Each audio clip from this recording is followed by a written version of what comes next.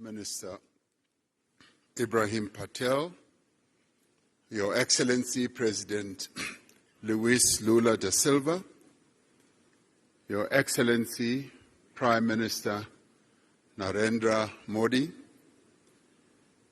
Honorable Ministers and business leaders, and Your Excellency President of the New Development Bank, Ms. Dilma Rousseff, I greet you all, and it's a great honor to have this opportunity to participate in this leaders' session of the BRICS Forum.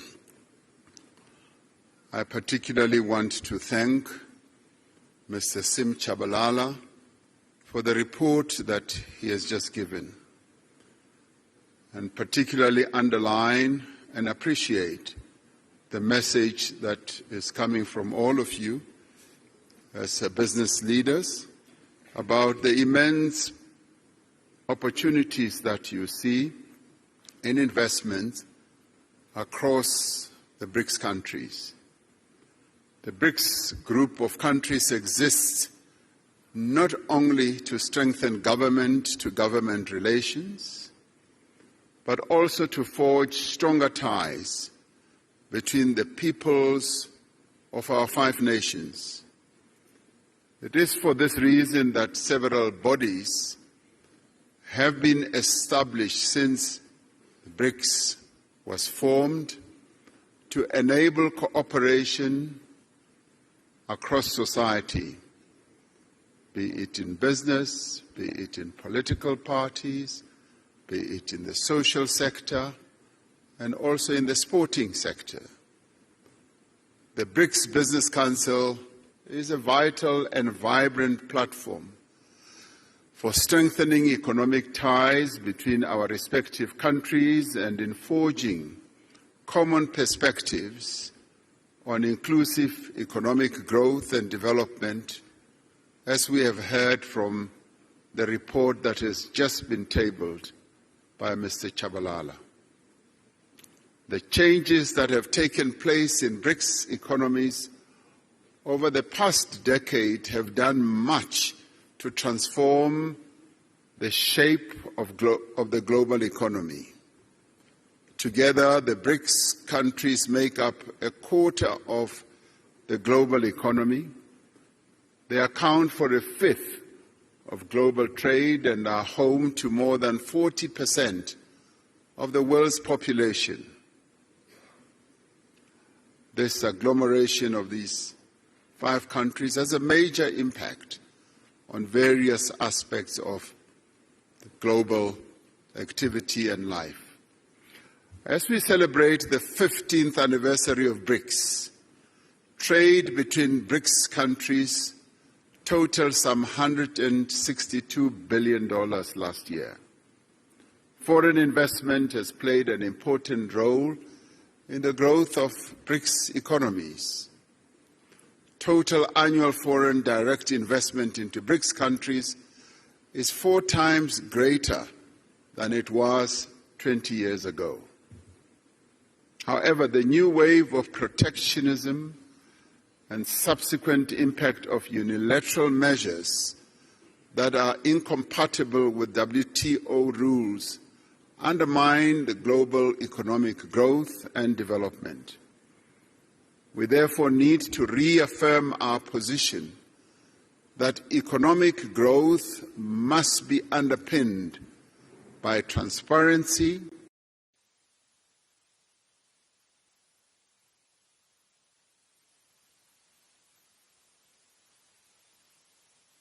must be compatible with a multilateral trading system that supports a developmental agenda, the type of developmental agenda that the 5 countries that are members of BRICS have embraced right from the onset.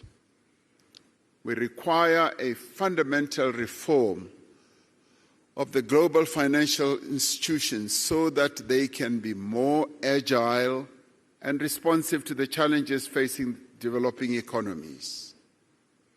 In this respect, the new development bank, established by BRICS countries in 2015, is leading the way. Since its formation, it has demonstrated its ability to mobilize resources for infrastructure and sustainable development in emerging economies without conditionalities. Earlier, before coming into this session, I was speaking to the president of the New Development Bank, and she was outlining to me how ready and willing the New Development Bank is in terms of supporting the development agendas of various countries. And we applaud this, and we appreciate this. BRICS economies have emerged as powerful engines of global growth. Yet the rapid economic, technological, social changes underway create new risks for areas such as employment, equality, as well as poverty in many of the BRICS countries. It is quite heartwarming to hear you as business people, as one listened to Mr. Chabalala's report, also focusing on issues such as poverty reduction and elimination, and inequality as well. It isn't often that you hear such very positive and forward-looking messages from the business community. So it's wonderful to be in a forum under the aegis of BRICS that you as business leaders are in tune with the developmental agenda that needs to be pursued to lift the people who live in BRICS countries and beyond out of the ravages of poverty and inequality. We therefore call on the business community to join hands with us to identify solutions to these and many other challenges affecting our respective economies. From a South African perspective, there is massive untapped potential for investment in our country and indeed on the African continent as well. In recognition of this potential, the theme for this 15th BRICS Summit is BRICS and Africa, the partnership for mutually accelerated growth, sustainable development, and inclusive multilateralism. Africa is a continent of great opportunity in industrialization process in a variety of sectors. This continent is rich in the critical minerals that will drive business success in the 21st century. The continent has resources of lithium, vanadium, cobalt, platinum, palladium, nickel, copper, rare earth minerals, rhodium, and many others. And these are the minerals that are bound and are driving economic activity across the world. African countries have made it clear that the investors of choice are those who will come and invest in our continent, but also process the resources here, close to source, so that African countries do not export rock and sand, but export finished products as we would like to do. We are developing stronger regional value chains that will connect a number of African countries, providing investors with diversity, with strength as well as with resilience. The African Continental Free Trade Area creates a single market that is expected to grow to 1.7 billion people and nearly $7 trillion in consumer and business spending by 2030. The success of the African Continental Free Trade Area will require a massive investment in infrastructure. We need to mobilize the substantial financing that is needed to build the roads, the ports, the rail, energy and telecommunications network that will enable industrialization and trade. It is also pleasing to hear that you, as the business community, you also see this area as opportunities that you can invest in. Growth in African economies will be driven in the main by small and medium enterprises. This requires focused as well as effective support to these businesses. It is important that specific financing be directed also to women-owned businesses so that they can harness the benefits of the continental free trade area.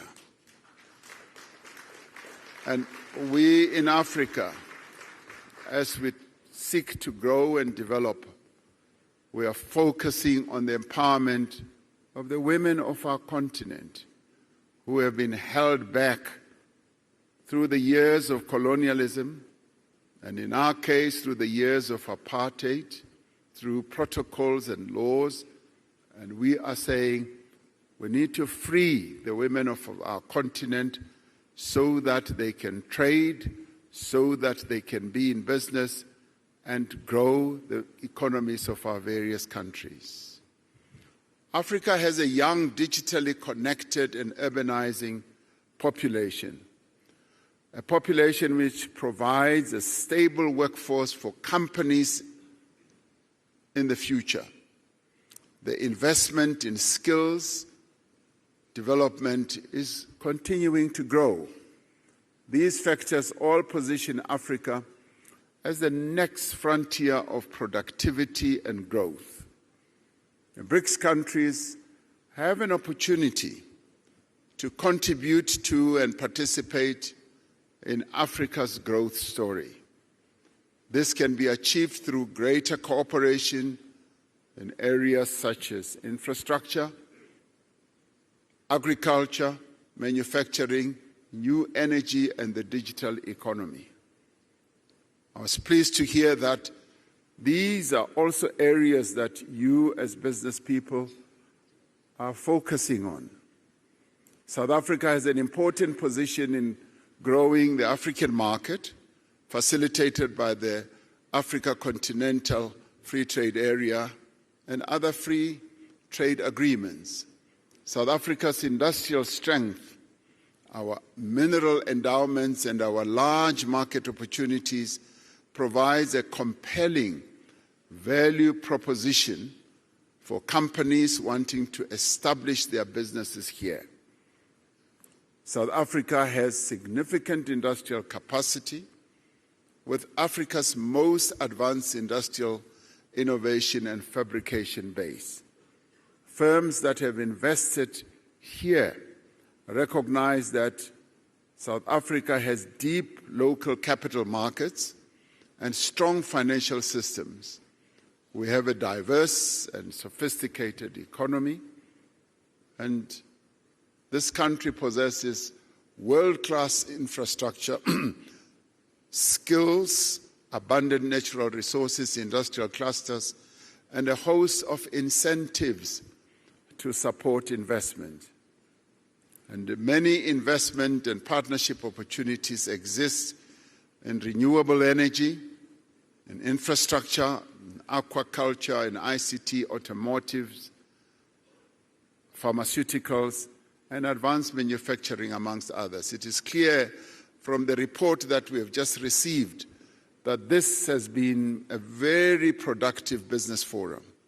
And I'd like, as I end, to commend the BRICS Business Council, the respective ministers from the BRICS countries and officials, and all business leaders who have made a meaningful contribution for the success of this Business Forum, and to have all of you, almost 1,500, I'm told, to have this, what I see as a very successful business forum. I sincerely hope that your participation in this BRICS Business Forum will yield the productive outcomes that are required for us to catapult BRICS economies towards a more equitable and accelerated growth.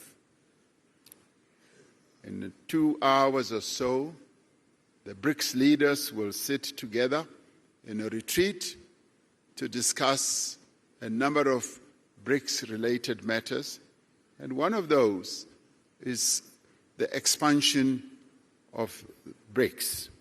A number of countries, some of which are represented here, are seeking to be part of this BRICS family. And we appreciate that. It goes to show that the BRICS family is growing in its importance, in its stature, and also in its influence in the world. And we will be taking into account the various desires of various countries to be part of BRICS. So we hope to take into account the report of your discussions here as well, as we consider the way forward with BRICS. Your participation here really strengthens the BRICS story. It confirms that BRICS is an important player in the geopolitical and economic architecture of the world. And so we hope that it will continue to be so. Thank you very much for participating. We thank you.